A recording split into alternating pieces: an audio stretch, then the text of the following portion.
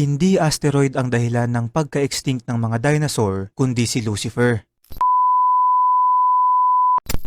Mga kaibigan, tinuturo sa paaralan na ang mga dinosaur ay namuhay dito sa ating mundo ilang milyong taon na ang nakalipas noong Mesozoic era. Ayon sa pag-aaral, ang dahilan daw ng kanilang extinction o tuluyan nilang pagkaubos ay dahil sa isang napakalaking asteroid na tumama sa ating planeta approximately 66 million years ago na tinatawag na the Chicxulub Impact. Pero mga kaibigan, alam nyo ba na hanggang ngayon, ang pag-aaral na to ay isa pa ring teorya at maliban dito ay may ilang conspiracy theories at Bible scholars ang kinonekta ito sa Biblia kung saan sinasabi nilang hindi raw talaga asteroid yung bumagsak noon sa ating mundo, kundi si Lucifer.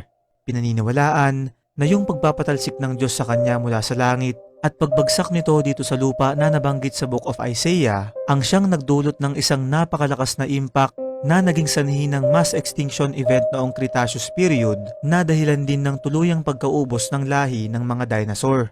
Inuulit ko mga kaibigan, ito ay isang teorya lang din kagaya nung sa asteroid at hanggang ngayon ay isa pa ring hiwaga sa ating lahat kung ano nga ba ang tunay na rason ng pagka-extinct ng mga to. Ano sa tingin mo, kaibigan?